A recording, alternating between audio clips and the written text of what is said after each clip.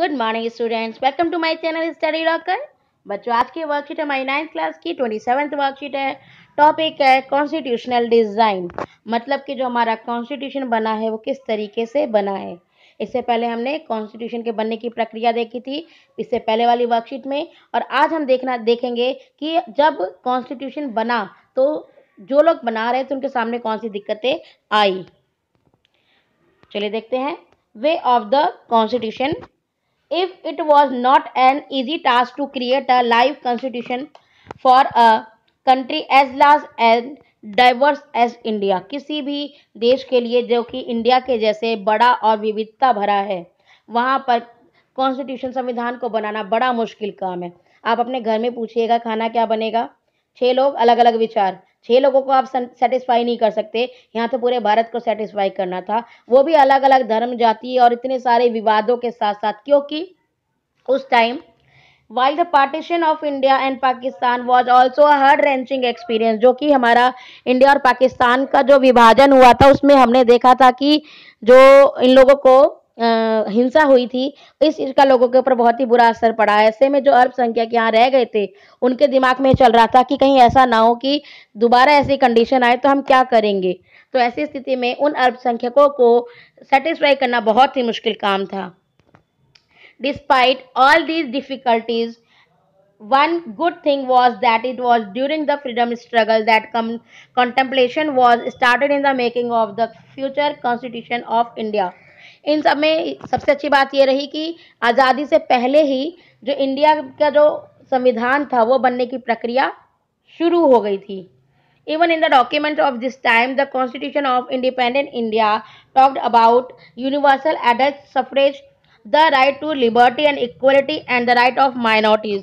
तो हम क्या देख रहे हैं कि जो भी मतलब व्यवस्था थी वो पहले से ही इस चीज़ को समझ चुकी थी कि हमें क्या क्या चीज़ें चाहिए। मतलब कि जैसे कि वो राइट्स जो कि हमें वोट डालने का अधिकार देते हैं, यूनिवर्सल एडल्ट सफरेज, मतलब कि मताधिकार, 18 साल से ऊपर अगर भारत के नागरिक हो तो आप वोट डाल सकते हो। स्वतंत्रता का, समानता का अधिकार, अल्पसंख्यकों के अधिकार की बात पहले से ही होती आ रही थी।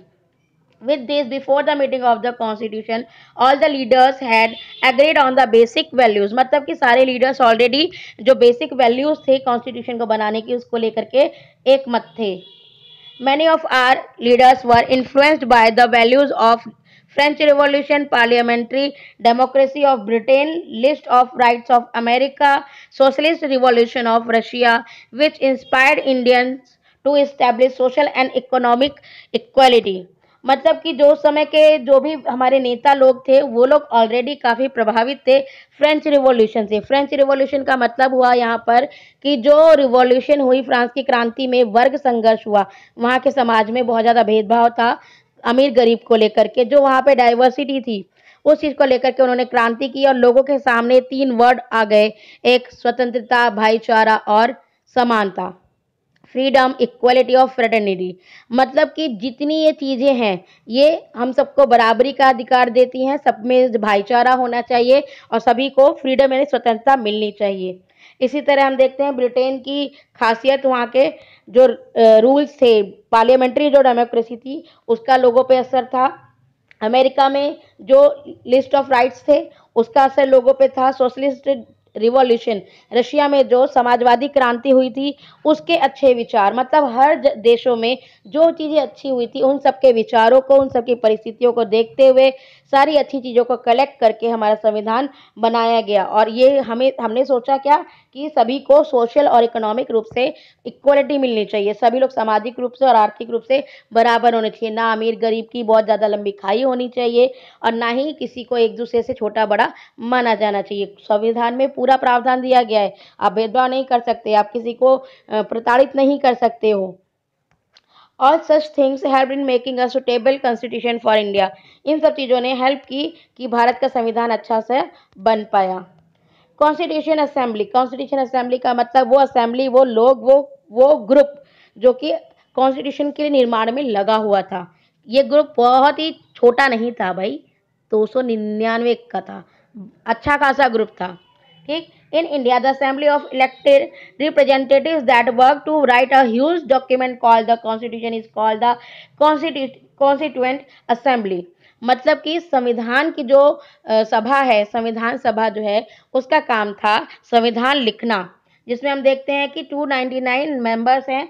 This assembly completed it works on 26 नवंबर 1949। अगर आपसे कोई पूछे कि हमारा संविधान कब बना था, तो आप बताएंगे 26 नवंबर 1949, 26 नवंबर 1949 ये बना था, बन के तैयार। पर ये अप्लाई कब हुआ? 26 जैन 1950, जिसको हम रिपब्लिक डे के रूप में मनाते हैं। The Constitution was implemented in the country on 26 January 1950. We celebrate this day every year as Republic Day. भाई छुट्टी मिलती है, इसको याद रखिए। Admissibility of the constitution. अब कॉन्स्टिट्यूशन को हम किस तरीके से देखते हैं कि अडॉप्ट कैसे किया गया, किस तरीके से इसको हमने क्रिएट करने की कोशिश की है। In many countries of the world, the constitution has to be rewritten, or in many countries, the constitution remained a mere book. मतलब कि हर जगह संविधान बना है, लेकिन कई जगह परिस्थितियां बदलने पे संविधान का कोई मतलब ही नहीं रह गया, या संविधान में चेंजेस होते रहे, या फिर वो एक बुक के रूप में बनी ही रह गई, अप्लाई नहीं हो पाई।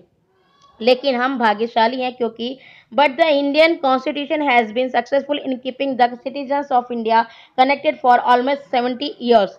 मतलब हमारे कॉन्स्टिट्यूशन, इंडियन कॉन्स्टिट्यूशन ने 70 साल से हम सभी को बांध के रखा हुआ है। Because people of all groups, caste, class, religion, profession were given place in the constituent assembly. मतलब कि जो असेंबली ने बहुत अच्छी तरीके से काम करा है, उसने हर ग्रुप के, हर कास्ट, हर वर्ग, हर धर्म, हर व्यवसाय के व्यक्ति के बारे में सोचा है।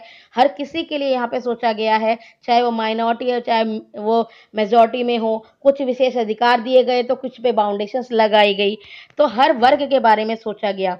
Also recognize universal adult suffrage which was not there before independence। हमने क्या देखा कि जो सार्वभौमिक वयस्क मताधिकार, यानी कि 18 साल से ऊपर की उम्र के जितने भी हमारे सिटीजन्स हैं, वो वोट डाल सकते हैं। ये जो अधिकार है पहले नहीं था, जो कि इस बार हम देखते हैं कि हमें दिया गया।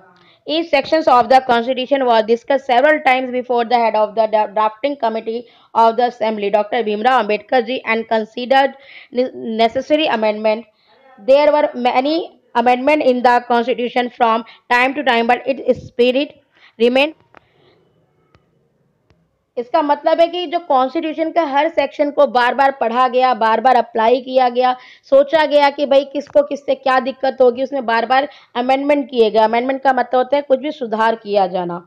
तो डॉक्टर भीमराव अंबेडकर जी के नेतृत्व में इन लोगों ने काम करा, और अक्सर हम देखते हैं कि कॉन्स्टिट्यूशन में अमेंडमेंट्स होते रहते हैं, सुधार होते रहते हैं, क्योंकि परिस्थितियां बदल रही हैं। अब जैसे कि आप स्कूल में गए हो, आपका ड्रेस कोड आपका वहाँ पे है, बट आप घर पर आकर के भी क्या ड्रेस पहनते हो? वही नहीं, क्योंकि परिस्थितियों के अनुसार जो है स्थितियां बदलती हैं, रूल्स भी बदलने चाहिए। तो इसीलिए जो है अमेंडमेंट होने भी बहुत ज़रूरी है। किसी भी कॉन्स्टिट्यूशन में अमेंडमेंट बहुत ज़रूरी होता है।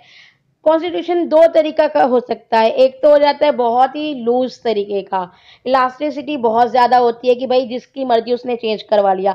ऐसा कॉन्स्टिट्यूशन बकवास है, बिल्कुल बेकार है, क्योंकि उसमें उसका कोई मतलब नहीं रह जाता। जिसकी लाठी उसकी भैंस हो जाएगी, जिसकी मर्जी वो संशोधन करवा लेगा, अमेंडमेंट करवा लेगा। या फिर कोई एकदम रिजिड नहीं होना चाहिए। रिजिड का मतलब है एकदम कठोर, पत्थर की लकीर, ऐसा भी नहीं होना चाहिए, क्योंकि भाई परिस्थितियां बदल रही है, तो भाई रूल्स भी बदलने चाहिए। तो जैसे हमारा भारत का संविधान है ना, कठोर भी और लचीला भी है। इसमें काफी कठोर प्रक्रिया के द्वारा संशोधन यानी अमेंडमेंट हो सकते हैं। मतलब कि गुंजाइश होनी चाहिए, और इतने आसानी से नहीं होने चाहिए, क्योंकि वरना कोई भी बदल देगा। तो हमारे भारत के संविधान को इस तरीके से बनाया गया है, ना तो ये बहुत ही ज़्यादा इलास्टिसिटी वाला है, और ना ही बहुत ज़्यादा रिजिड है। तो ऐसी स्थिति में हम देखते हैं कि हमारे संविधान को बहुत ही सोच समझ के बनाया गया। What is the constitution assembly? Constitution assembly भाई क्या थी? वो लोग जो कि असेंबली को बना रहे थे, मतलब कि जो कॉन्स्टिट्यूशन बना रहे थे, वो ग्रुप थे। For constitution making a meeting of elected public representative were formed in India.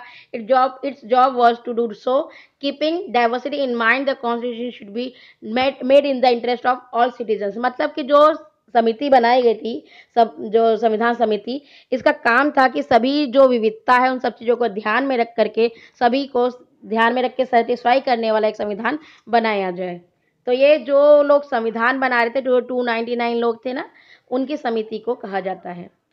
When did the constitution come into force in our country? भाई कब आया, लागू कब हुआ? 26 जनवरी 1950 में। कॉन्स्टिट्यूशनल अमेंडमेंट क्या होता है? अमेंडमेंट का मतलब है सुधार। For change according to the time and circumstances, when something mentioned in the constitution is changed or any rule is removed and other rule is kept, this process is called constitutional amendment। मतलब कि जब भी हम देखते हैं परिस्थिति और समय के अनुसार जब रूल्स में बदलाव हो, कोई रूल हटाया जाए या कोई नया जोड़ा जाए, तो ये बदलाव की प्रक्रिया कॉन्स्टिट्यूशन अमेंडमेंट कहलाती है, यानी संविधान संशोधन कहलाती है। Who was the head of drafting committee of the Indian constitution? Bhimrao Ambedkar ji. What do you understand by universal suffrage? भाई ये आपका जो मताधिकार होता है ना, कि सब वोट डाल सकते हैं, 18 ईयर से ऊपर जो भी सिटीजन्स है वो वोट डाल सकते हैं, और इसमें आप उनके साथ कोई भेदभाव नहीं होगा, ना रिलीजन को लेकर, न कास्ट, न क्षेत्र को लेकर के। तो ये स्थिति हमारी यूनिवर्सल सफरेज कहलाती है। What according to you would have been the difficulties in making the constitution after independence? भाई जो इंडिपेंडेंस के बाद जितना कुछ जो है, इतना ज़्यादा हिंसक प्रवृत्ति के कारण इतने लोग मारे गए थे, उस टाइम हम देखते हैं कि कॉन्स्टिट्यूशन को बनाने में डिफिकल्टीज आ रही थी। तो किस टाइप की थी? While making the constitution, there must have been difficulty related to the distribution of right to maintain peace and equality among people of different castes, religions, gender, sectors and to satisfy all sections। मतलब कि इतने अलग अलग type के लोग हैं, cast, religion, gender, हर तरीके से लोगों में विभिन्नताएं हैं, सबको जो है इस तरीके से राइट्स का डिस्ट्रीब्यूशन करना, सबको इतने अधिकार देना कि एक शांति और समानता का व्यवहार करा जा सके। Special rights were given to create favourable condition for the minorities. हम देखते हैं कि माइनॉरिटीज़ जो है उस समय काफ़ी ज़्यादा संशय में थी कि जिस तरीके से पाकिस्तान हिंदुस्तान का बंटवारा हुआ है, क्या हम लोगों के यहाँ पे रहना संभव हो पाएगा? तो विशेष अधिकार दे करके उनके अधिकारों की सुरक्षा की गई और देश में एक ऐसा माहौल बनाया गया संविधान के जरिए कि कोई व्यक्ति दूसरे व्यक्ति को सिटीजन ही समझे, ये ना समझे कि ये मेरा ये इस धर्म का, इस जाति का है। अगर कोई ऐसा कुछ भेदभाव करता है तो उसके लिए क्रिमिनल जो है लॉज हैं, जिसके अंतर्गत उनको सजा भी दी जा सकती है। तो पूरी कोशिश की गई है हमारे संविधान के जरिए कि सब में समानता और स्वतंत्रता का माहौल आराम से पनप सके। तो बच्चों, अगर आपको वीडियो पसंद आई है तो लाइक करें, मेरे चैनल को सब्सक्राइब करें। Thank you.